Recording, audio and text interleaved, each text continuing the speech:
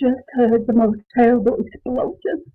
It came from downtown, and there's flames shooting up everywhere, fire sirens, the police sirens, all over the city. Like, the whole city's gone crazy.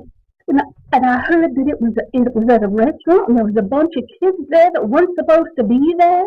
And they don't know who was there and who wasn't, and they don't know who the bodies are that are dead that they're pulled out, and they think they're going to pull out more. And it's just a horrible, horrible thing that had happened.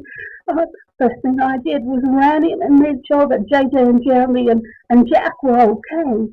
They're in their beds asleep, thank heavens. What I'd do if I lost one of them. Oh, I don't know. I'm so upset over this explosion.